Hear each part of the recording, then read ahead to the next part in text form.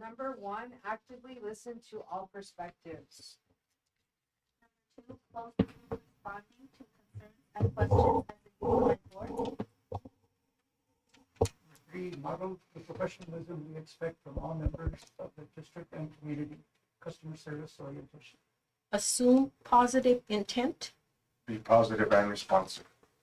Okay, if everyone could please stand for the Pledge of Allegiance and the Mexican flag.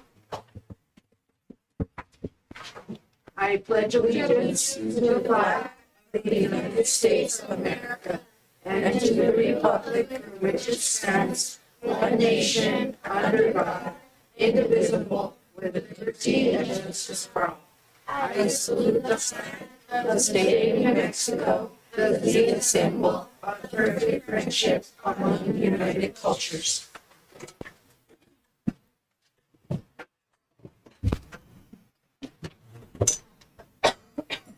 Okay, that brings us to item 2, adoption of the agenda. Mr. Corey, do you have any recommendations? Yes, ma'am. I would like to move 5C, the Principal San Lorenzo report and student presentation, to next. Is that it? Yes, ma'am. Okay, I'll entertain a motion to adopt the agenda with the change of 5C. So moved. Okay, do I have a second? Second. All right, all those in favor signify by saying aye. Aye. Opposed, same sign. Okay, that moves us to 5C. Principal San Lorenzo, Shea Giebel, and the student presentation.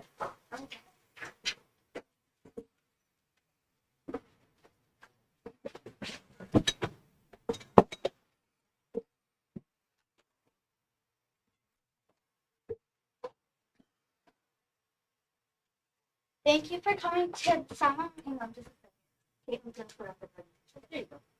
Thank you for coming to the San Lorenzo school board meeting. We're going to talk about the events that happen in our school and what's going on and everything that we do and all the activities.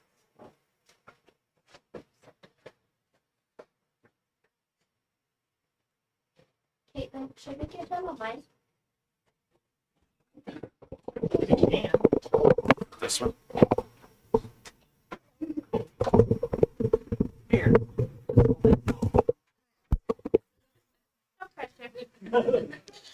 At San Lorenzo, we build a strong foundation by focusing on academic success and build character, and we also support individual growth.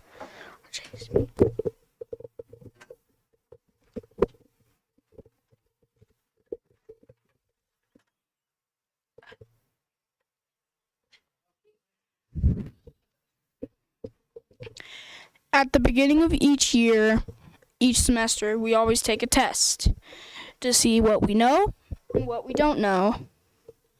As you can see, we did our best, but we didn't do the best.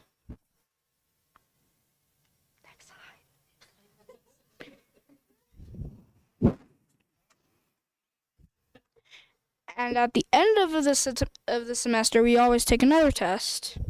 As you can see, we got way better. Kindergarten did the best. I honestly think we all learned a lot and we did pretty good. For the beginning of the year, for the math, kindergarten did their best. First grade, as you can see, we didn't do that good, but it was the beginning of the year.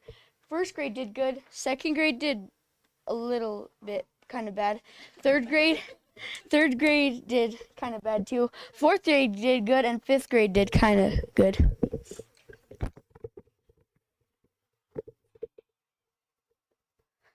And at the end of the semester, kindergarten did really good.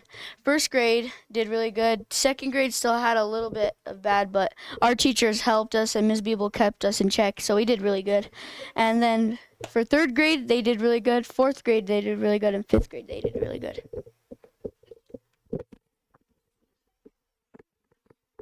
We have our janitor, Miss Sally. She cleans our school very nice. We love her so much. And we have Miss Gina. Whatever paper you give her, she does a very good job. And we have Miss Lopez. She takes care of one of our kids in San Lorenzo. We just love our new teachers.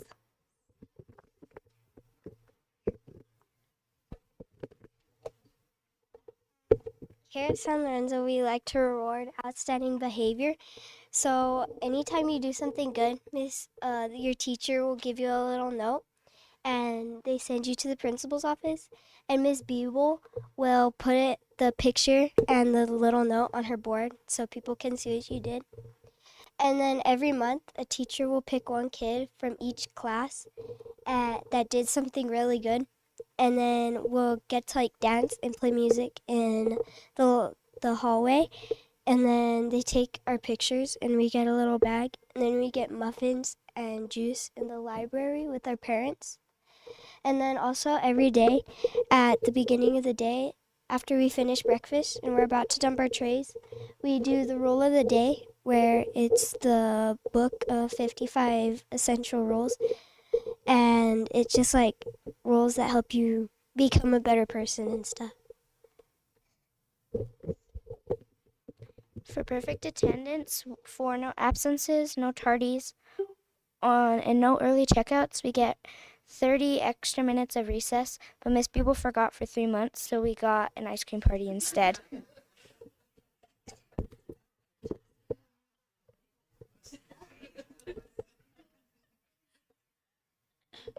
We like to take Christmas very serious in San Lorenzo, so a few companies donate gifts to us, like Toys for Tots, Knuckles Family, and Booster Club.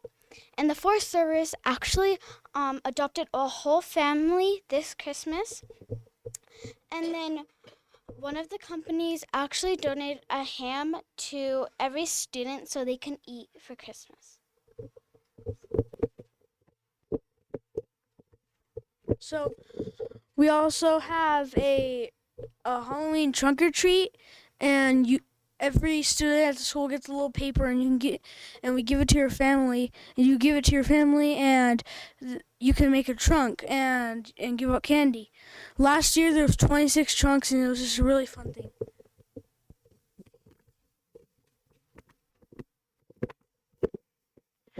We also celebrate Veterans Day, where we honor the veterans that have lived in the past. We always give the veterans dinner. We always sing songs for them.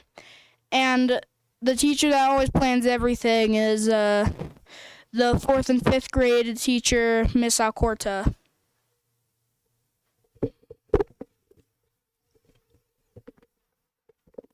We also do a DARE graduation, which is really, really fun, and we compete by each of us writing an essay.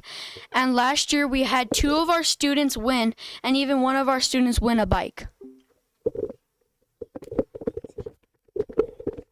On Wednesday, competitions are planned by Miss Moronis, our famous teacher, and we play games each Wednesday, and each Wednesday it's super fun, and we win a sports stick for a fun team, for a team. Optimismo and Amistad. Every Christmas, we do the gingerbread house building, where all the staff take time to build these little gingerbread houses, and then they give us candy and frosting, and we all get to make our little gingerbread houses. And a lot of people come, and we have a lot of fun. I think 55 families went to last year's. And then each class organizes a little song or dance, and then we do it on the stage, and everyone just has fun, and it's really fun. For the 100th day of school, we dress up like old people to represent. We've been going to school for 100 days. And we even had our own special house competition where if we didn't act like old people, we'd be disqualified. There is a program after school. It's called the After School Program, and you learn a whole bunch of science. And last week we learned about biomes and habitats, and we actually got to create a fake habitat. And we also learn a whole bunch of other science experiments. We also get snacks, so we're not starving. And it's just really fun. Oh wait. So on March 3rd through March 6th, we have Dr. Seuss Week, and each day there's a certain thing you have to do. Like for the first day of the week, Monday, you have to wear a hat, wear your favorite hat, and then on Thursday, on March 4th, I think. I'm not really sure, but you get to dress up as your favorite Dr. Seuss character, and one of our teachers, Miss Tom Miller, has a stuffed animal for every Dr. Seuss character in the book, and knows all the details about Dr. Seuss.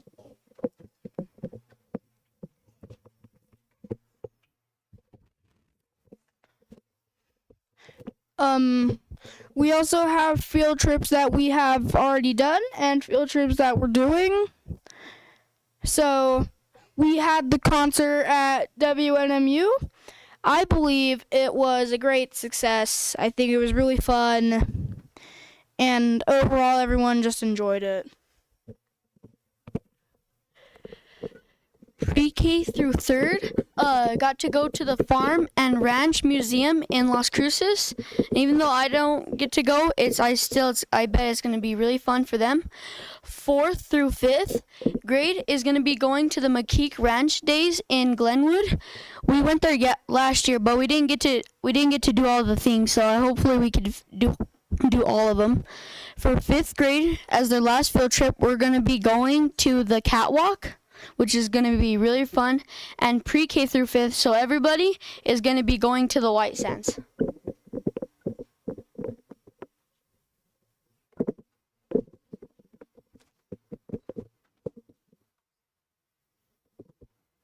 Thank you for visiting our school.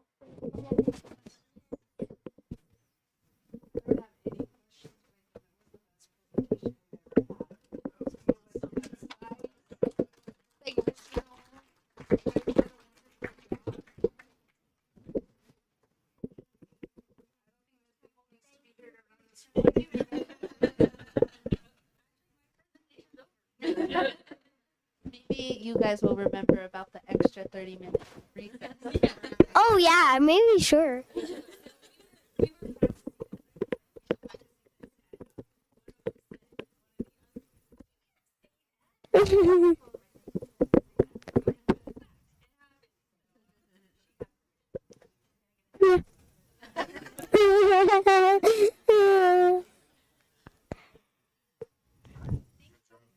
Thank you.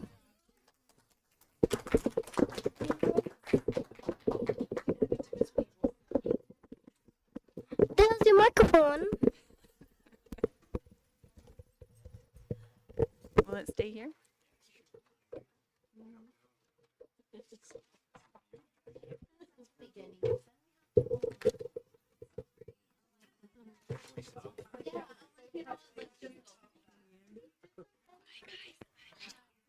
Good job.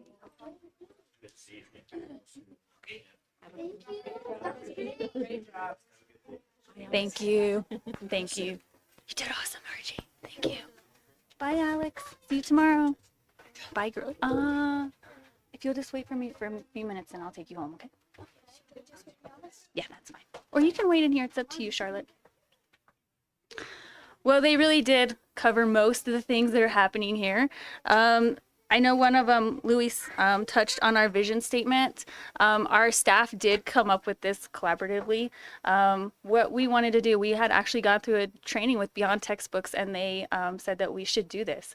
And I think it was really powerful for our school to even line out why we do the things we do. And a lot of, times we do focus on academics, but we are also trying to build character. And that's a big thing about what we're trying to do here. So I did include in the packet that I gave to you our vision statement that we did come up with. I did include a little bit more of our data. I think it was important that our kids know how we're doing. But I did include a little bit more detail in your packet. The first one is our reading results, and I just on the bottom, I included the percentages of students that were proficient at the beginning of the year, and then how many are proficient now. As a school, we did grow by 21 percentage points. Math is on the back page of that, and we grew by 13 percentage points on that one. So even though, like our students said, we're not where we really want to be, we are showing pretty significant growth. On the IMESA, which is also included, beginning of the year in reading, we had none of our third grade students were proficient, and now we're at 33%. In fourth grade, we were at 33%. We're now at 73%. And in fourth grade, we were at 44% proficient, and now we're at 50%. I only see that growing to the end of the year. As you see here, as we move through our packet, I dissected that a little bit deeper. And so you can see some of our kids are really just right on the bubble of making it. So as soon as we cross that little line, I think we'll be in good shape. Language usage, same thing. You can see we did start a little bit low, and we're definitely making some progress. We want to see more green on that page, but definitely making progress across the board. Math, we have really worked hard this year in math. It's been a hot topic here. And I watch so many things that go on in the classrooms, and teachers are really being diligent about teaching math. And I think that it shows. Miss Alcorta's class, if you look at her math scores, she is actually in fifth grade at 60% proficient in math. So go her. She's been working really hard in there. On the page that looks like this, what I did is actually on the top, you can see this, and it doesn't have the student names, but you can tell where they were at the beginning of the year and where they are now. And then on the bottom, I actually included how many points they grew. So I think that's important because if you look at the third grade middle of the year, it looks like we went down 31 points, but you can attribute that to one student in particular who had a really bad day. That day that she took that test. Is that where she is? 100% it's not where she is, but it crashed our data a little bit. So the green is what we want to see. In math, every single student went up, and this is not an easy test. So Miss Topmiller is doing a good job in there. If you flip through the pages there, you can also see fourth grade, where every student and the gains that they had. They're just making good progress. We had a lot of need support at the beginning of the year, and now we have a lot at near target or on target.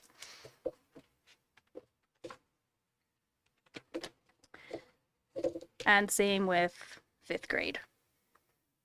Actually, every fifth grade student -2 made that growth. They went up 155 points as a class.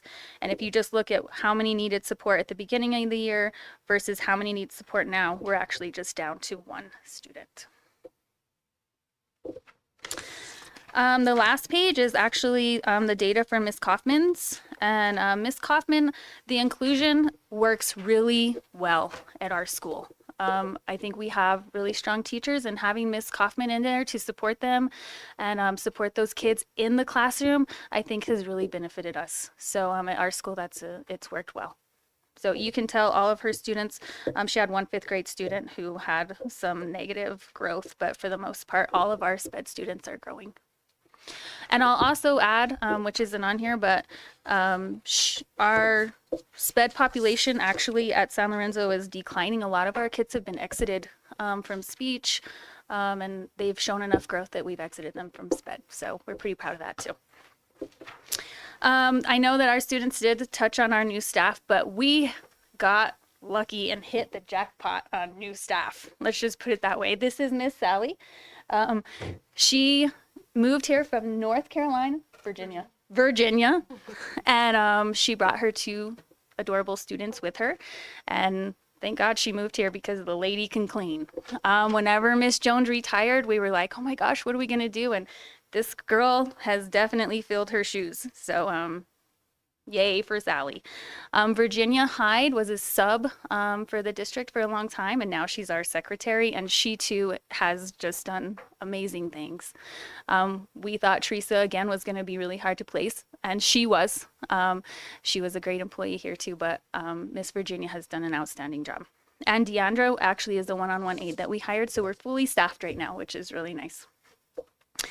Teacher of the Year was Miss Moronis. I think that says something to her because this is her first year at this school. She got a lot of parent votes, which I think says a lot for her too. So we're really glad that she moved here. She fits in with us flawlessly, and we're glad she's here. Staff of the Year, she was actually just here too, was Alexis Mize, and if anybody deserved that, she did. She cut a little boy's hair the other day because he can't make it to the barber. I mean, she does it all. Cuts hair, puts on Band-Aids. She does a lot of one-on-one work with one of our high-needs students that has some health issues, and she's just well deserving of that award. Mr. Martin is, he was a long-term sub, I think at the high school, wasn't he? And then he was our permanent sub here at San Lorenzo for some time and did some math interventions. And so he subbed for Miss Alcorta's class the other day, and he came in and he said, these kids need some help in some basic math. He said, there's a few kids that need some help. And I'm like, yeah, they do. And he said, can I come in and do math interventions a couple days a week? And I wanted to hug him. Maybe I did. I don't know. But he's actually going to start this week, and it's all volunteer, and he just comes in and volunteers to work with some of our kids. So he's on the sub list, but he just comes in and he has a huge math background, and so we're very lucky that he wants to do that. Community support, we have a huge community support. Again, the kids touched on it, and she's right, we do take Christmas seriously around here.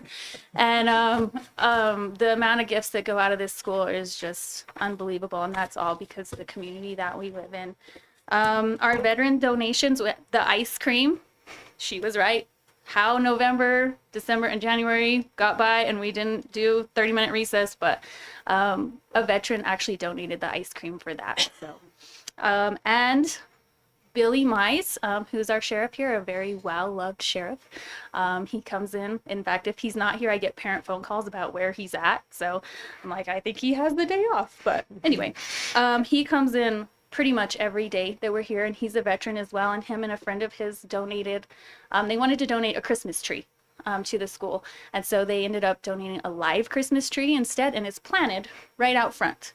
So and the veteran that donated that with him actually has passed away, so it's nice that we have that tree. Ag in the classroom, so Silver FFA, I don't know how they know we exist, but they do. And so they actually brought a trunk to our trunk or treat, and they got the cheesiest, and we sent them like a whole box of different kinds of cheese because they had the cheesiest trunk. But they called the other day and they asked if they could come back to our school and do an Ag in the Classroom presentation, which of course I was like, you bet, come on in. And they did such a good job. They told me it was going to be 45 minutes. It was not. It was like at least 2 hours in each classroom. In fact, they're supposed to be coming back for pre-K, but they did such a good job. And I think it's just a nice outreach for them to want to come to our school. So I did put on here self-reflection just on myself. So I've been working with our coach, my coach, Toby Soderberg from the Southwest REC.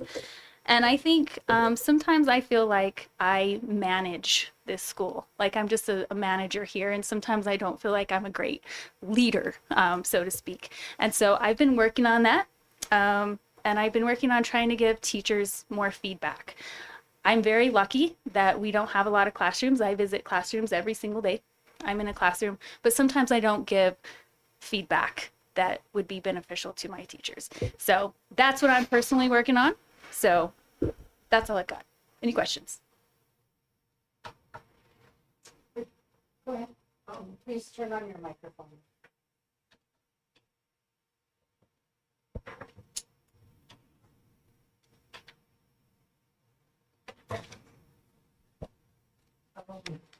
Couple of things. One is the inclusion. Being a skeptic of it, when as it was starting to roll out without a whole lot of support for it, I have very grateful that it's been working out this way in your school as well as it is throughout the district. And I think that probably is the best way to engage with special needs students. Well, and I will say that I feel like the SPED students at our school tend to be fairly high performing SPED students. And so for them especially, I think that staying in the classroom and just getting some help on the work that they're actually, doing, it's worked well for us. And then they don't, they're not losing that time by being pulled out of class and then they miss some instruction and they never miss it because they never leave. And they still feel kind of ostracized in that sense. But in also all the schools, math is a big challenge, and having this new teacher, the department sub, volunteer his time, I'm very grateful for that. But I'm hoping that we can actually build that into our budget so that it's paid for this work and be uniformly done throughout the schools. Intervention is really needed. And I think that's one of the best use of our knowledge. And I think for him too, because he does have a teaching background. So he, it's not like just a random person came in and volunteered. Like he knows what he's doing. And he, today he came in and he met with the teachers and they went through some data. They looked at test scores and saw what kids needed it the most. And maybe not even the most. We kind of picked our bubble kids, like those kids that just need, maybe not our lowest kids, but our middle kids that just need just something to get them over the hump. And so we were very picky about what kids get picked for that. Spread it out. It's good. And at some point, maybe I can get here later and we can explain some of the numbers, like the negative. Oh, you numbers. bet. Sure. Thank you. Anybody else? People doing a wonderful job. That's all. Thank you. Okay, that moves us to item 3, public input. Is there any public input on item A, agenda items? You want online? No. Okay, is there any public input on item B, items of concern? Didn't see anyone else have one. Okay, that moves us to item 4 then, on action items. Item A, approval of the regular board meeting minutes of February 10th, 2025. Any discussion? Seeing none, I'll go ahead and entertain a motion for approval. Regular board meeting minutes of February 10th. For a second? Second. Okay. All those in favor signify by saying aye. Aye. Opposed, same sign. Okay. That moves us to item 5. A, food services supervisor, this is Alma Grimaldo.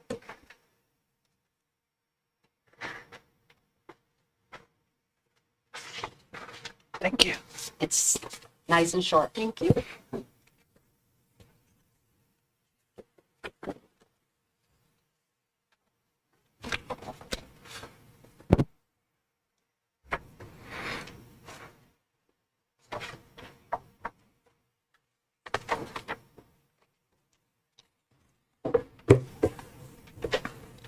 Good evening, members of the board, President Begay, Mr. Corey. 12 weeks and counting. That's it. Wow, time flies. At the present time, our district enrollment is 932. The food service department applied for the 2024-2025 equipment grant and was awarded a total of $21,489, which will be budgeted come May or June. In your packet, you will find a copy of the 2024-2025 surveillance report.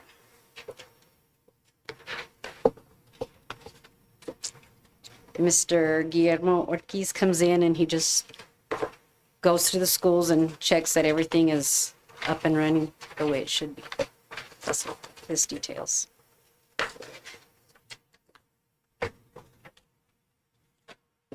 Back in November of 2024, the food service purchased their first hydroponic garden from Fork Farms. Fork Service staff, David and Samantha, put the garden together. And if you can please, she's going. There we go. This is the way it came to us. You read the directions? Not me. Put the garden together. Who read the directions? Seeding took place January 21st.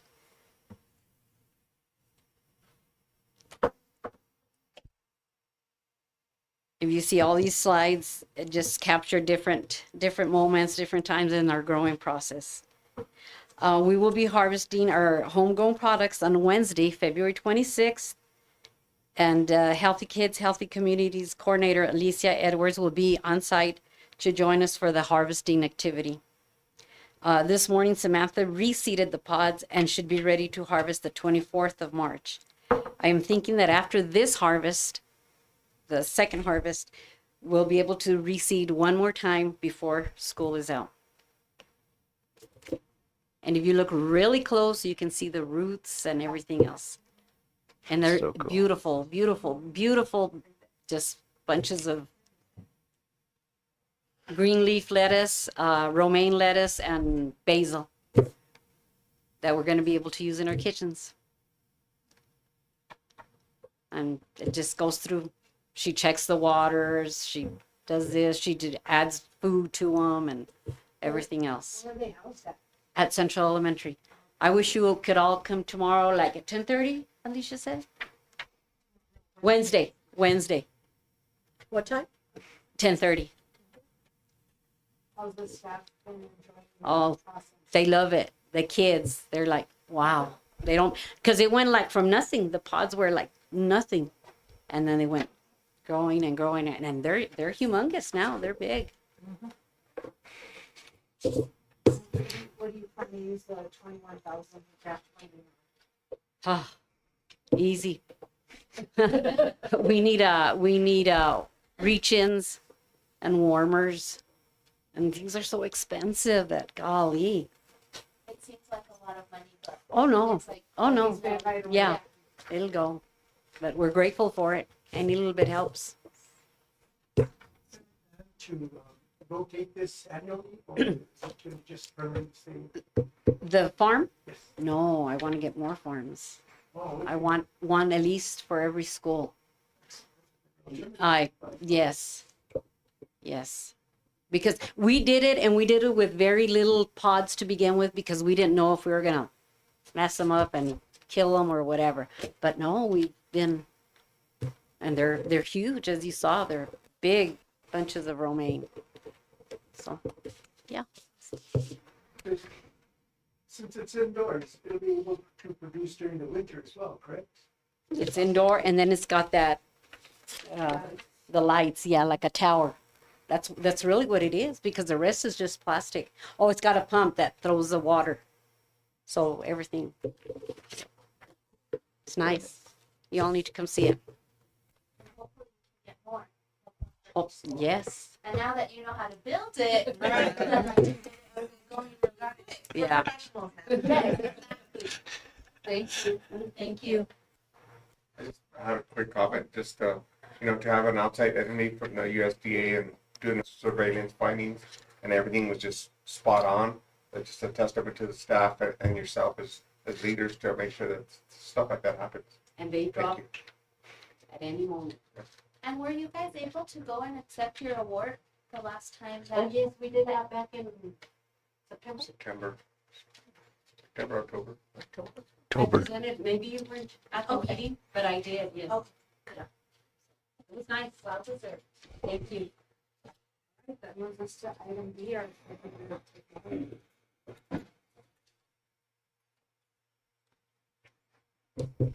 Madam President, members of the board, Mr. Corey, we are fixing things. We are actually installing the new servers and storage that we sent out for RFP back in the fall.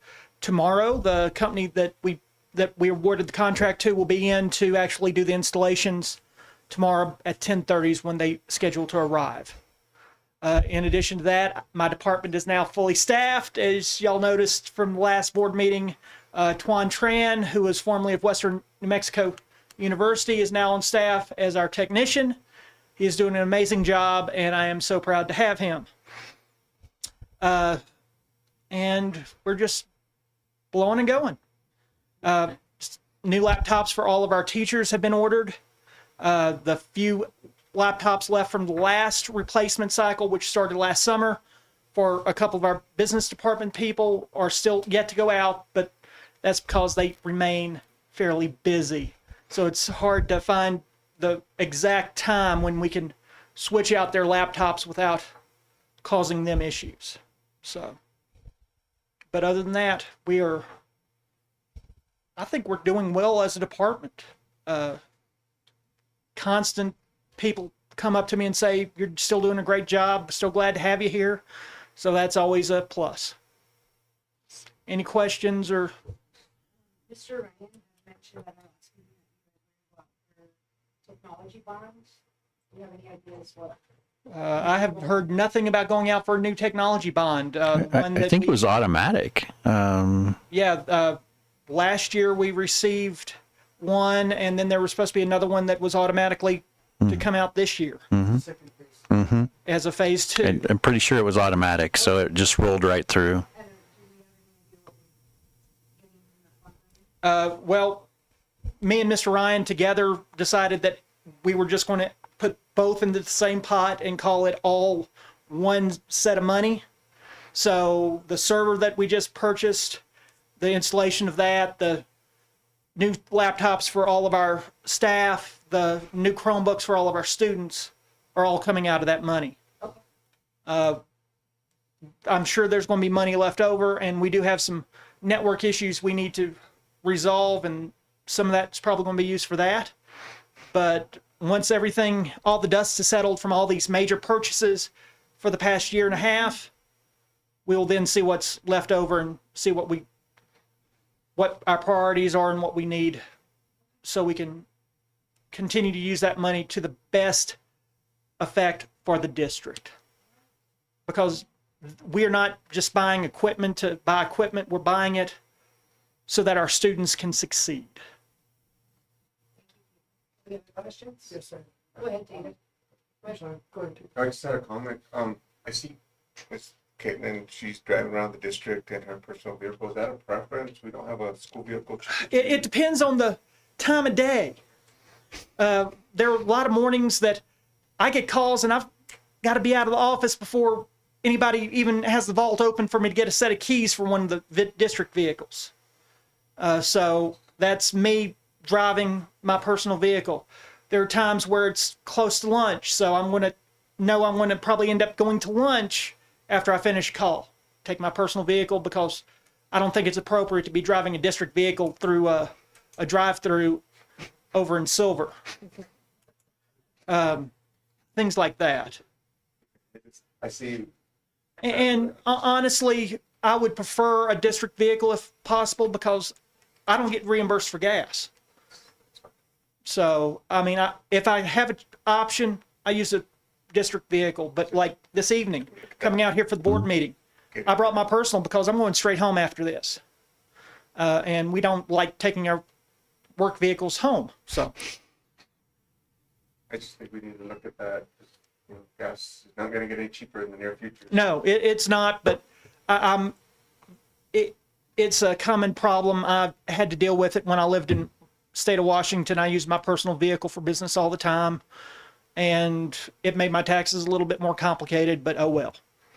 I feel like all of our maintenance vehicles, they go from the shop to their areas, and I think that's something we could look at to assign a vehicle. And to add on that, a lot of the teachers always mention how you're very efficient and how you're at their side communicating. Well, I've made no bones about customer service and being efficient in response to technical calls being one of my number one priorities here.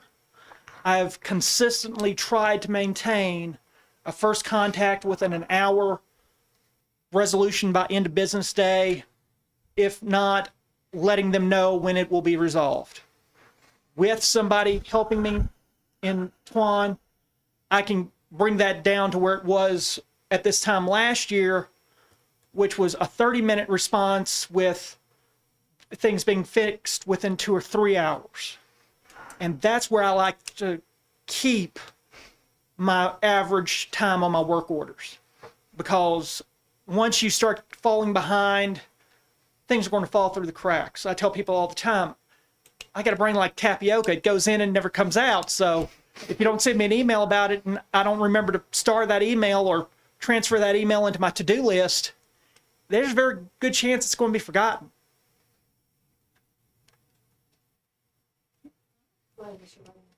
You mentioned something that raised a concern to me, and that is when we discussed putting the technology grant money or bond money into operational funds. I did not mean operational funds. I meant taking both last year's technology grant or bond and this year's technology bond and combining that total amount so I knew how much total I had to work with over the entire length of the bond so that I didn't spend all the money up front and we still got 3 years left on the bond and there's no money left to spend. I appreciate that clarification because otherwise it would be supplanting money. No. The idea is to just say we got $100,000 last year, $500,000 this year. So together we got $600,000 to work with. I'm not saying those are the numbers. I'm just giving an example. The other question I have is, during this hack that occurred regarding, was it Power School? Or? Yes, sir. If you would like, I can give you some detailed information about that right now.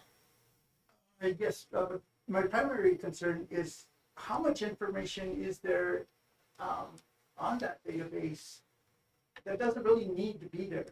Like student ID numbers or residents, really all really need to be there, especially resident information. Okay. Information. Unfortunately, because the state pulls our reports directly from Power School as part of the, what's it called now, Vistas or? New Mexico Vistas, it's got to be there. And we're talking things like social security numbers, addresses, birth dates, addresses, enough information that a hacker who sells that information to an identity thief can steal identities without even batting an eye. And it goes the same way for our employees. And I count myself in that number because I already checked. My information was stolen with everybody else's. But our social security numbers, dates of birth, addresses, phone numbers were all there in the employee database that was hacked from us. We are in a situation where we were not hacked. Power School was hacked. Their data center was the victim, not anything that we could control. We were hacked December 21st. I found the exact date and time when our database was attacked and data extracted. Power School didn't even notify anybody until well after the second week of January. And I was notified about it through another colleague in the school IT business January 1. And it took Power School another week to admit it. I'm upset at Power School. I'm upset at them because they are doing the bare minimum as far as helping us to keep our parents and employees up to date with where this is at. They have basically given the entire project over to Experian and said, hey, contact all these victims for us. They have not set deadlines, except in states that have legal rulings on the books to say that within 30 days of a hack, everybody has to be notified and be offered identity theft protection. New Mexico doesn't have those. So they are basically slow walking us at this point. And I am upset with them for that.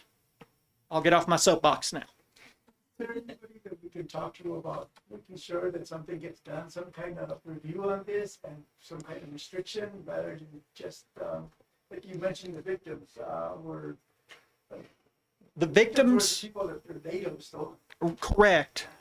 And as a district, we're a victim as well because we pay Power School to safeguard our data. We pay them a lot of money to safeguard our data, somewhere in the neighborhood of $50,000 a year. And they allow this to happen. But right now we are dealing with the fact that because it was not housed in our domain, it was not on our servers like Silver. Silver has an on-site server. So Silver is responsible for contacting the parents and making sure that Experian knows that these parents have said they want to opt into the insurance. For us, because we're a hosted solution, Power School has said, oh, we'll do everything. And because we're a hosted solution, Power School really doesn't have to keep us as notified as they do Silver as how that process is going. Because Power School's already told me, oh, it's our fault. We'll clean up the mess. And I'm like, hey, dude, that spilt milk's starting to sour here. And they have not been as responsive as I'd like to see them. There are other student information system programs out there from companies like Skyward and Frontline that are just as good as Power School. Yes, you always have to debate, would switching to a new platform really help? Unless Power School actually tells me some information here in the next week when they said their next update would come out, I would be willing to say I'm at least interested in getting prices. Even though, question, I don't know if you know or if you know, because Frank isn't here, does the state kick in for Power School or is that completely us? It's us. Well, if it's completely us, then I definitely would be willing to say, let's reach out for competitive bids from their competitors. A question to you, Mr. Corey. Has the district made any kind of contact with either PED or with our legislators to try to get on this? So with PED, we all jumped really fast on that. And so they've been, of course, in the same, all of us are in the same boat. We're all working together. We call, right? Yeah, I mean, and you can't even get anyone. Yeah, like trying to get to a human being to talk to them is near impossible. Literally cut contact and remove their help support phone number off of their website for over a week because they didn't want to field any more phone calls. Mr. Dangerfield is one of our people that we reach out to. I've struggled getting anything responses back. Yeah. We're not unique in this. It's across because it wasn't the state of New Mexico, it was the nation, right? It was worldwide. Yeah. And so we're one had piece of this huge puzzle. Dubai tell me they were breached. I've had colleagues in Alaska, several provinces in Canada, and almost every state in the union where a school district uses Power School. Mm-hmm. So it was a massive breach of data. In current legislation, there's a proposal that to go back to evidently the state school board as opposed to the Department of Education being appointed by the governor. This might be a good point of reference for that legislation to show the need to bring it back to a state school board oversight. I think just watching what's happened with our secretaries of education over the past however many years, I think is enough already right there to say, yeah. So I think that alone speaks volumes, but this is just added on to the top of that. So I agree with you completely. You It's so frustrating. Thank you. Thank you, Caitlin. Thank you. Any other questions? Well, then, y'all have a wonderful evening.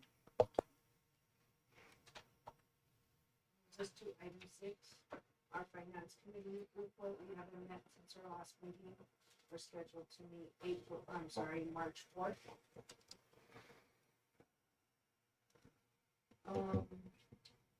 Item 7, our audit committee report. Vice President Heredia, do you have anything to report? Yes, so we actually met last Wednesday. Much of what we talked about was in the executive session, so not much to discuss there. But we do have Mrs. Trujillo on board with us now as the parent, and she has tons of experience in audits, and I forget what the name of the company she works for are. I don't know, but she and Mr. Esquela are going to be a huge asset. Having her there is really going to be beneficial. She was able to ask a lot of questions to the state auditor. By the end, we all felt like we were really on the same page and happy to be moving forward. Okay, any questions, comments? Did I forget anything, Mr. Boyd? No, covered. Really? Okay, that's great. Moves us to item 8, board members' reports. Mrs. Hardin, do you have anything to report on? Yes, I'd like to give a shout out to NHS. They delivered some flowers to special ed, and I found Gabby's rose in the backpack, but she's nonverbal, so she couldn't tell me. So I called the teacher, and that's where she told me who gave them the rose. So that was really awesome for them. That's wonderful. Mr. Terrazas, do you have anything to report on? No, just real quick. Appreciate the Salamancho presentation this evening. And then again, student athletes that went up to the state wrestling tournament this past weekend. Again, the students are the ones that drive that, right? So, and then basketball, district champions in 36 years in basketball, girls basketball. That's awesome. But the boys, they're in second place. They both have games tomorrow night, 5:30 and 7. So you can make it. That's it. It looks like softball starting to be Thursday, first game. I'm sure that's going to have a district rep and put that in this weekly memo. And I read them, so I look forward to seeing those. I attended the NMSBA conference, the Board Institute. It was really nice to be there with Miss Heredia. We got to know each other a lot better, did some bonding. Attended some unique sessions. One of the attorneys was actually very pleasant, even though he had a lot of Dallas Cowboy jokes. And the Dallas Cowboys are my team, but he kept everyone awake and alive in his session. And it was about boards going through litigation. I attended a session with coaches and contracts. The state land commissioner gave an update on the money coming from gas and oil, how it's being funneled through PED. Senator Bill Souls and Representative Andres Romero, they chair the Legislative Education Study Committee. They talked about bringing ideas in the interim to them, if there's any ideas that districts have, principals, really anyone. They said bring your ideas in the interim. It's really busy during the legislative session, but they really take a deep dive into those ideas in the when they're not in session. Senator Souls talked about a push with math initiatives, and so he's carrying a bill so that we start pushing math, just like structured literacy is being pushed in our state. I believe that's passed its first committee. He also is proposing legislation for the State Board of Education that would go to voters on the ballot. And that would be 10 members from across the state that would be elected by the people in those regions. 5 would be appointed by the governor. I believe that just passed Senate Education on a 7-2 vote. So we'll see where that goes. I was able to meet with Representative Terrazas We talked a little bit about attendance. I talked with Mr. Corey before I met with him. Stressed the importance of security camera funding was the big one. And so I appreciate him taking the time out of his day. They were about to start a floor session, and he made some time to come in. And I'd be happy to answer any questions about the Institute. Thank you. Ms. Sinati? Okay, just to echo what's been said, I would want to congratulate the wrestlers that made it to the state tournament, and the boys and girls basketball. Both of them have had great success all season, which has been wonderful. And if you haven't had a chance to see both of those teams play, you really should, because they have a lot of very skilled athletes. So I'll be going to their game tomorrow, and they've been great to see. Just want to thank Mrs. Beeble and the wonderful presentation. I totally agree that has been the best presentation we've had all year. It was so much fun. And while we're on Mrs. Beeble, I don't think you just manage this school, because when I look at these scores, especially the math scores in particular, and I see the growth that's there. I mean, they always say a team is only as good as its leader. And if their scores are so high, I think that's a testament to you as well. And like Abby said, excuse me, when we were at the NMSBA, they talked a lot about the math scores and how across the state they're very low, especially when compared to the reading. And your scores are really high with high points in growth. 155, once I think 137, like a lot, 127. That's tremendous growth in math, and that's an area where, not just in the district, but all over the state, where it just seems to be a struggle. So I was really happy to see your scores this evening. They were very impressive in the area of math. And so Gabby and I got to attend the conference, and it was nice to get to know each other in a different capacity, where we can joke around and everything's not so serious. The sessions were really good. Senator Souls talked about wanting to give school boards more local control. That's something that they've taken away over the years, and so local control was a big one. I attended one of the sessions, which was really interesting, and she talked a lot about the relationship between the school board and the superintendent and the teachers and the community, and how it's kind of like all one big unit. And in this session, they talked about how with Las Cruces Public Schools, they got like sensors to detect firearms, dangerous things like that. And they got them at all of their high school and middle school campuses that would detect firearms and things like that.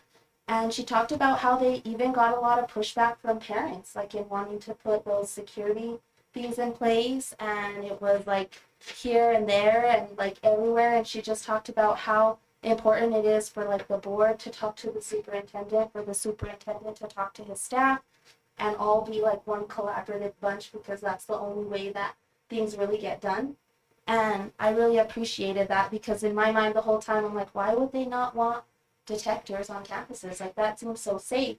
But then she kept going through some of the concerns and how the superintendent had concerns and the board, but they were all able to come together at the end for what was best for the students.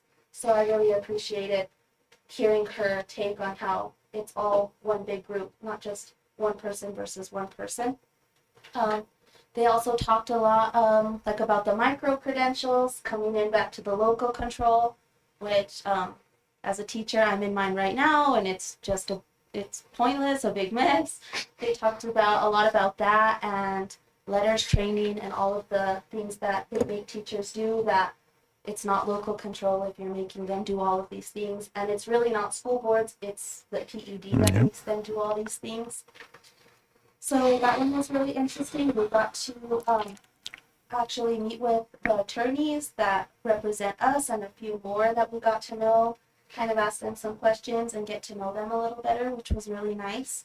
And Gabby and I actually went to the Dallas Cowboy hater session. I still have some of those jokes memorized, so if anybody wants to hear them later, I know you do, David. I know you do. Just wait till we go into executive. I have 2 of them right now that I'm ready to spill. But he talked about boards and litigation, kind of some things that were a big no-no. And he was really fun because he was like, well, I don't know why you do that. That's really weird to me, but and he was really good. He had very good slides, which I got copies of, and I'm happy to share with you guys. And I think Gabby and I had a pretty successful weekend. And congratulations to all the certified and classified staff of the year. This is always my favorite time. And even though all of the teachers are wonderful in all of the schools, it's always nice to see what people say about the teachers, who was chosen, why they were chosen. And Mrs. Chavito will pray for you because we know this is where it really gets really fun for you at this time of year. But just congratulations to all of those special people that were nominated by their schools, staff, and parents. Mr. Valian? One thing that was missed in the sports announcements were that the girls went undefeated this year in basketball, which not only the first time they get up in the district, but they get up there good footing. But outside of that, I spoke to, well, actually, I got a call from a gentleman that is familiar with Dr.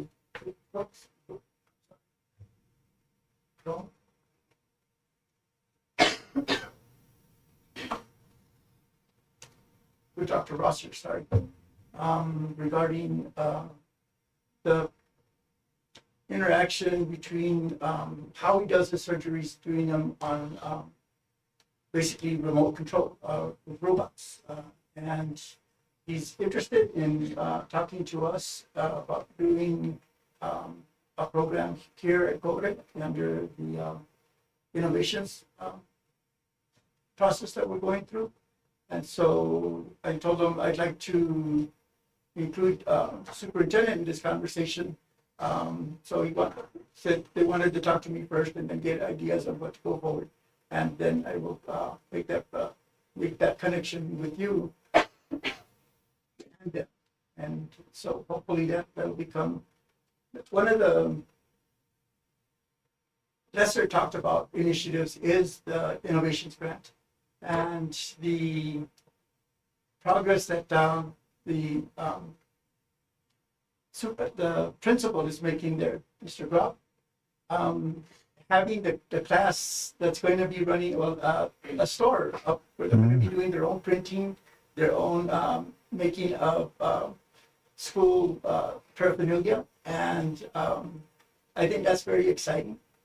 This year it's going to be contained within the school, and next year they're looking at possibly trying to get a business license to go out of the school as well, and have the students run the business, not just the pressing and not just the work, but actually look at the books and look at their market and look at expansions. So I'm glad to be able to report on curriculum aspect that I think really benefits students. And they're also looking at bringing it down to the 8th grade. So that's my report. Thank you, Mr. Valiana. That moves us to item 9, our superintendent's report. Item A, board retreat. So I know we were scheduled for March 1st for our board retreat, and unfortunately we had to cancel due to the fact that the presenters that we were wanting to come, it was a conflict in their schedules. I wanted to meet with you guys first to see if we were still on track of wanting to do it, and if we do want to continue with it, then I've got a couple things I'd like to propose. So first off, are we still on track? Would we like to continue and do another board retreat? Okay. So the second thing on schedules, I was wanting to propose, like, we have board meetings in the evenings. It's much easier to fit people in the schedules if we could do it in an evening instead of doing it on a Saturday. So I wanted to run that by and ask if that's okay to put together times to do it in an evening instead of on a Saturday. Because I think the presenters, especially for Evan, I think that will fit in her schedule a lot better. I think weekends are difficult. So with your guys' permission, I think what I would do is I'll propose some dates, And we can also pick a Saturday as well. But what I would like to do is off-board week. Then we could schedule it on an off-board week and do the retreat in an evening instead of doing it on a Saturday. I think we'll have a lot better luck getting our presenters in doing that. So it was something I wanted to ask your permission to see if you guys were good with that, because I think it will help immensely on getting the people in. And I'll make sure we're not doing it on a game night or something important. Okay?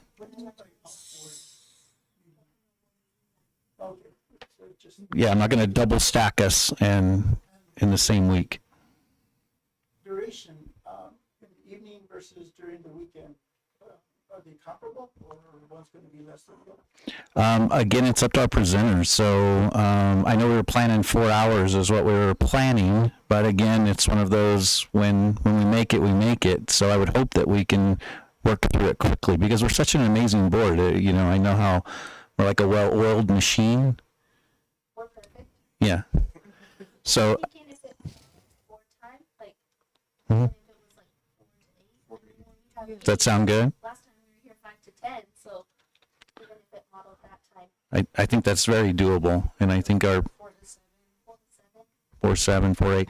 So I'll talk to them and just tell them what we're wanting to do, and I think they're going to be excited about this new idea instead of doing it on a weekend. And then I'll get back with you guys. I'll send out emails. I'll get some dates together. I'll make sure we miss all of our major events, and then if we do, then I'll try to get one together as soon as we can. Get our presenters together. I just wanted to see if we could maybe do it off-site. And that. I was thinking the commons. We sometimes have a room, but I think it'd be good for us to get away. One of the and one of the places we just did our parent center, and we have a brand new table chairs in our parent center. So that was one of my thoughts. Is it's kind of a nice area, kind of different than we've ever been before. And offsite is great too. I don't mind a bit. I gladly will. Anywhere is fine. Utilize the parent center. Yeah, it's neat to see what they've done. So it's a good way to. Executive director, but the Gila Community Foundation would be willing to offer our meeting space for y'all. So I'll kind of put some options together and get some time frames together. Is that okay if we do start time at 4? Okay. So we'll shoot for 4, and of course the beauty of that is we'll get out a little earlier, and then of course we'll think of some amazing food, because if we're gonna have to be there at dinner time, right, we better have some amazing food too. So that was one of my requirements. So all right, so we'll put board retreat together, and I'll be emailing you guys on that. The other thing on policy update, I'm going to do 2 things right now. One, I'm going to give a huge shout out. And you guys all know this, right? Charlene is amazing, and she takes care of all of us. And every time we travel, every time we do anything, it's just she does such an impressive job of helping us and all that. And I always want to commend you and thank you for what you do. And she keeps my sanity together, which is a full-time job, because that is tough some days. But also, she was the one that graciously dug into our policies. So I'm not going to mess it up. I'm going to allow Charlene to present what she's dug in and found about policy. I know. So I know you had a question, Ms. Flaviana, on the policies that are last budget review. I'll check it. You want So one? I looked into it and I saw, I dug into all the did discuss in 2022, you were discussing changing board policies. And it probably did happen, but the thing is, it never went to the NMSBA for approval. I could not find anything on that where it went through. Let me interject on that. Mhm. They don't need to approve it. At that time, they didn't because you weren't with the NMSBA, right? No. We were with the NMSBA. Mhm. That's what we were rewriting that part. And NSBA doesn't have the authority to make all our policies. Mhm. They do the template for it. We have the authority to do edits to it that reflect what our board wants. And that's what we do. Okay. And since in February of 2023, the board decided to do a blanket adoption when they did decide to go with the NMSBA.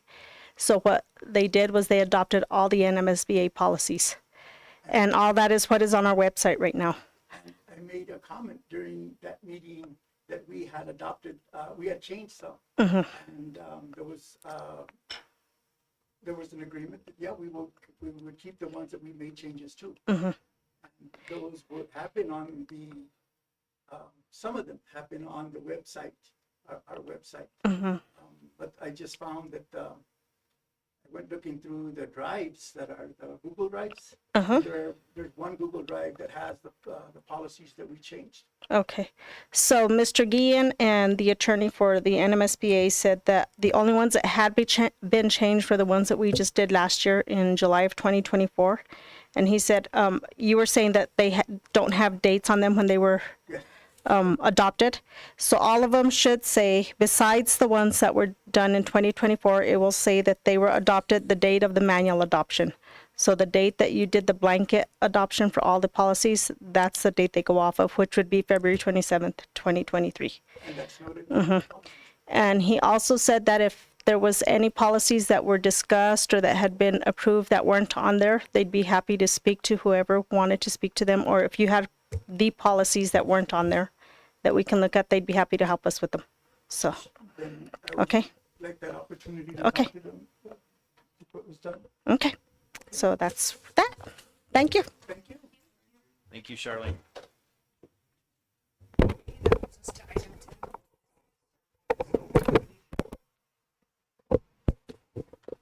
It's on. It's on. Everyone has a chance. Started it. Finished. Finished. Mr. Guadiana, you can continue, and then Mrs. Harden, if you'd like to go after. that you can. And then David and Emily, when you get a chance. to finish. I don't remember exactly where I let off, but I'd like to just go through to the end part because I think it has a better summary than going through each one individually. Okay. So.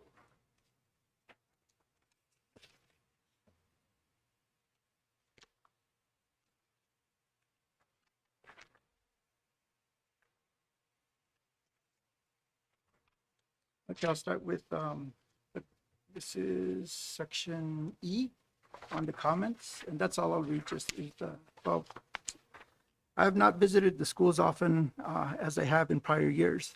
However, I have been an adamant proponent of having department heads present progress reports. Initially, there was only one board member asking questions, but now the others have seemed to join in asking department heads about their program. The board conducts its meetings at school sites on a rotating basis, including having a tour of the school prior to the meeting. Board members have asked the principal that what they need. However, in their stated need, their stated need is not usually addressed. And that would be like, for instance, we made at Snell, there was the interventionists that were suggested, and when we asked about that in a follow-up meeting, there's no effort in that direction, and there hasn't been any update as to whether that's changed. And one response on the question E2 was that the parent organization meetings are occurring at all schools, but only one school PO has come to the board, and wondering if we should get the parent organizations an opportunity to speak to the board. And I'm not aware that what level staff are able to develop educational programs required to meet the needs of the community. To my knowledge, this is more of a collaboration between the teachers and administration, and I don't know the public's involvement in that. And by that, public involvement should at a very minimum be the discussions that we have at the school board, so they can be aware of the direction that we're heading, and one would include the four houses. Now it's going to the Beyond Books. Those things I think can be better. We can be more transparent, and also the board does have a responsibility of reviewing such direction. And we're going to go to section F, financial management.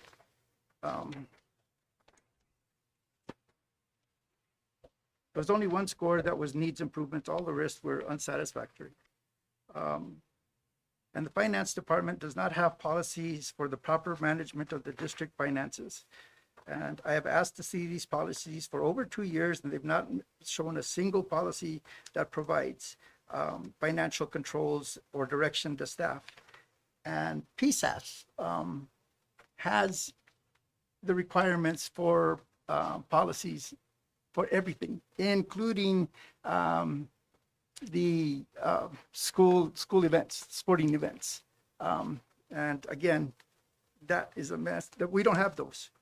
The district has not submitted an annual audit for the last 3 years, now 4 years. And the board has not impressed the importance of this issue.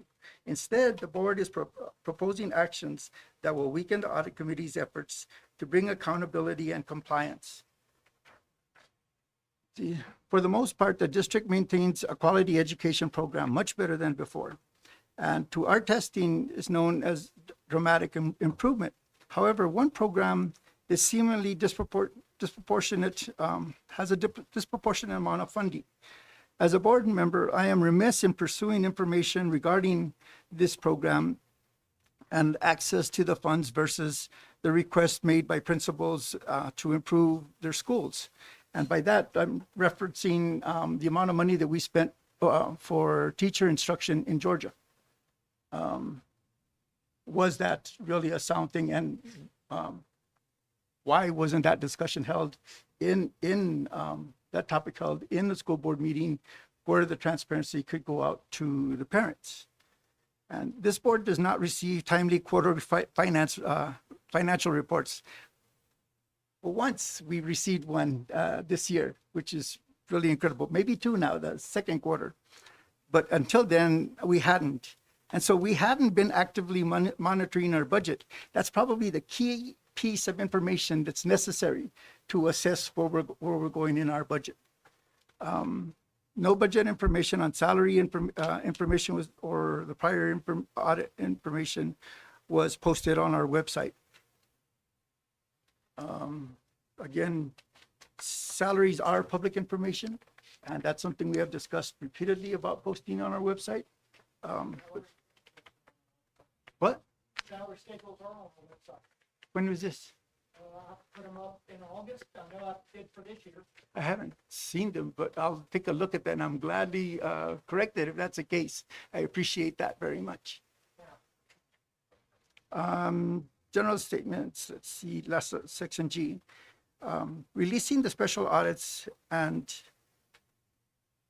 eliminating the complacency and indifference to the prior and existing financial non-compliance. The district is facing 5 lawsuits. A special audit should be provides ample justification for the actions taken by the district that are referenced in these 5 lawsuits. Ensuring that 3 outstanding annual audits are submitted in the next year. These are to list in order of priority 1 through 4 the major problems the board faces. And so that was number 1. And number 2 is ensuring that the 3, now 4 annual audits are submitted in the next few months, as stated as a possibility by the financial director and the auditor, and holding those responsible for this goal and holding people responsible for this goal to be accountable, and completing the remaining special audits. Elaboration, number 3, expand collaboration with post-secondary institutions, businesses, healthcare, and government so to provide educational and work experience opportunities for our students, and expand the tracking student placements or challenges faced well beyond their graduation so to identify successful pathways and areas of concerns. And lastly, number 4, the new high school and junior high school would be a higher priority if they weren't ineligible for the capital projects. And any weaknesses, the general 2 is any weaknesses, and I feel one of them is the district's finances, specifically the history of misuse, abuse, and the lack of financial policy controls, the lack of budget monitoring, and the board experience in finance audit and practices and procedures.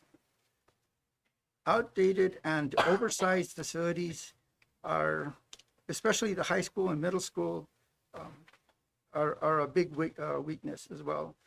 Number 3 is teacher and staff satisfaction and retention. Number 4 is there have been several vacancies that have not been filled for months, and this was written earlier, and it's still largely in effect. List any significant accomplishments by the school board system. And 1, I list the significant improvement in exam scores throughout the district. And student safety has improved in the last couple of years. And final thoughts, the challenges facing the schools are not going to be resolved unless the board unifies around the issues and stops the personal issues. That means following laws, policies, and providing direction and holding people accountable. The board is essentially very new and would benefit greatly from financial, legal, human resources, and leadership training. That's it. Okay, thank you, Mr. Gagliano. You're welcome. I'd like to just go over my general statements at the end, kind of similar to what Mr. Guadiana did. So list in order of the priority major problems the board faces. I just put board relationships among members. And then I feel like we can draw the community in more as a board. Some weaknesses that I've observed in the operation of our school system. We're not fully staffed. That's one of the things I put. Ms. Ramirez just gave an update. I think we're getting better. I know we have a teacher shortage. I'm not oblivious to that as a teacher, so I understand. And then any significant accomplishments made by the school system during the past year. I put that we had 2 spotlight schools in our district, Hurley Elementary and San Lorenzo Elementary. Adoption of beyond textbooks, and then the Ron Clark house system rollout at all of our school sites. I feel like those are big things for our school, and especially with the Ron Clark rollout, I think it's helped with morale and school culture and that sense of community and belonging for our students. So those were my general statements there at the end. Mrs. Harden? I'm just going to go through what I need to work on. Okay. Is need to get to know the staff more and personnel more.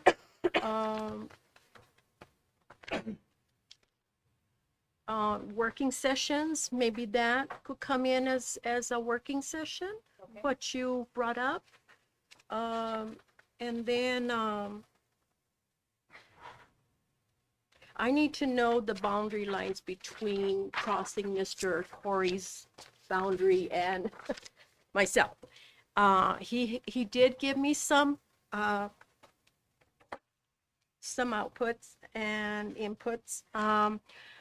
I have been meeting with Mr. Corey before and after our board meetings, and I have improved in that area. I need to improve in the community, being more into the community and see what the community needs. And then just my last thoughts is general statements, the lawsuits that we're having, that's my concern. And then the weaknesses, I'd say better communication.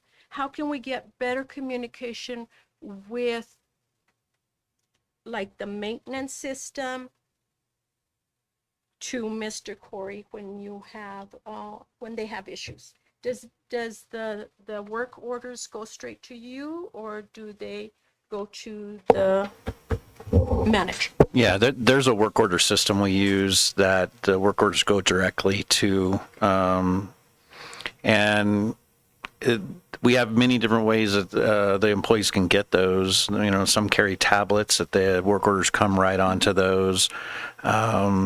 You know, I will honestly say kudos to the department. They've been doing an amazing job.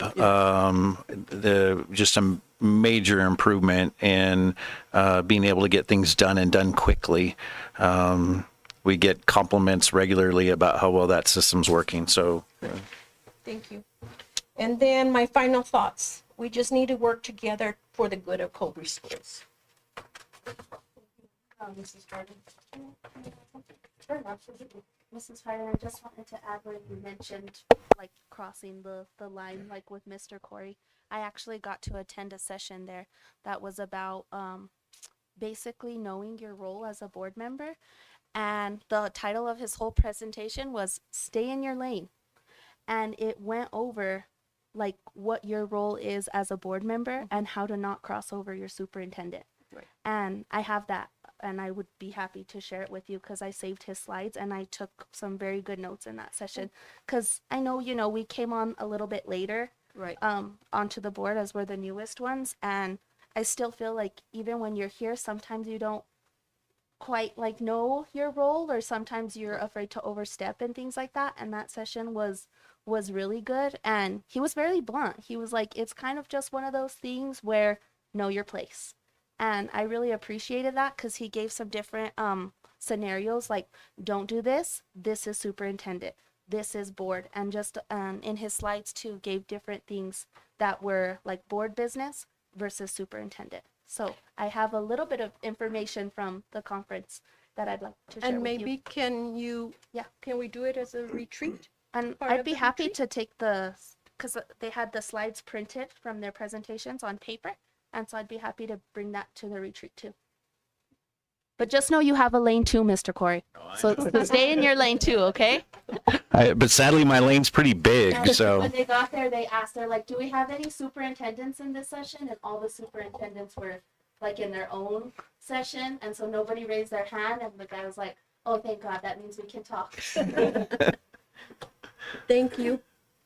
Thank you, Mrs. Harden.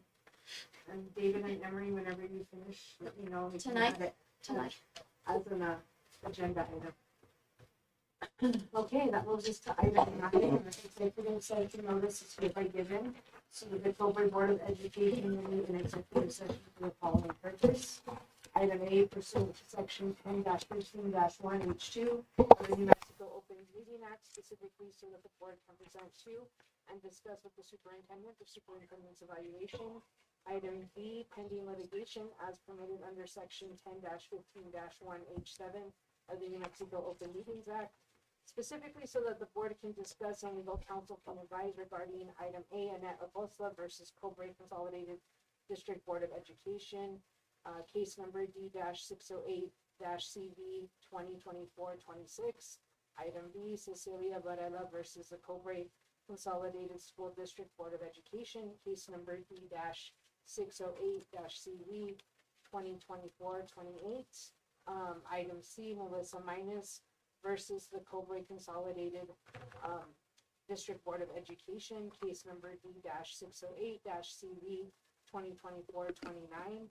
Item D, Deanna Davis versus the Cobre Consolidated District Board of Education, case number D-608-CV 2024-31. And item E, Maureen Pedu versus the Cobre Consolidated District Board of Education, case number D-608-CV 2023-28. I'll entertain a motion to go in executive session for the reasons just read. I move that we go into executive session. Okay, do I have a second? Second. All right, I'll go ahead and do a roll call vote. Mrs. Harden? Secretary Pedazos? Yes. Myself, yes. Vice President Heredia? Yes. And Mr. Guadiana? Yes. Okay, we are now in executive session at 6:29.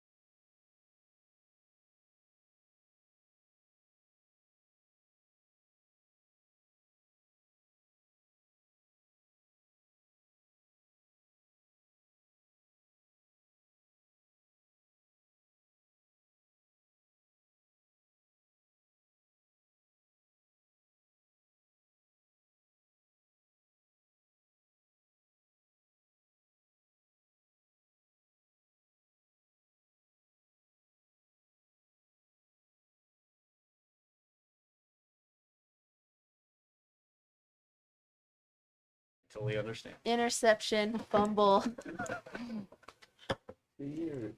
Cowboy jokes. Let me start there. Oh yeah. What did the Dallas Cowboys, what was it? Hold on.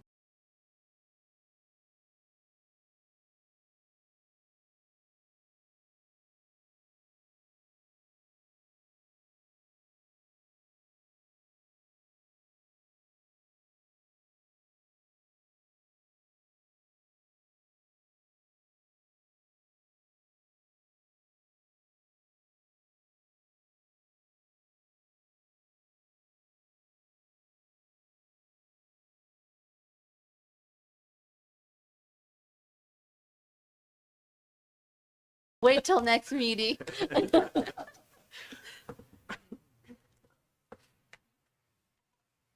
All right, that moves us to item 10, reconvene in open session at the conclusion of the executive session for statement affirming that no action was taken in executive session and that discussions were limited to the superintendent's evaluation as specified on the agenda. And I also ask that we table item 8 until our next meeting. Do I have a motion? I move that we table the superintendent's evaluation until our next regular scheduled board meeting And that we come out. and that we can come back into the open session. Okay, thank you. Do I have a second? I second. All right, I'll do a roll call vote. Mrs. Harden? Yes. Secretary Terrazas? Yes. Myself, yes. Vice President Heredia? Yes. Mr. Guadiana? Yes. All right, we are back in open session at 7:36 p.m. That moves us to item 12, adjournment. Do I have a motion to adjourn? I move. Okay, do I have a second? Second. We are adjourned at 7:37 p.m. Have a safe trip. Watch the deer. That's right. Usually I'm always telling you that. That's why I say. Thank you for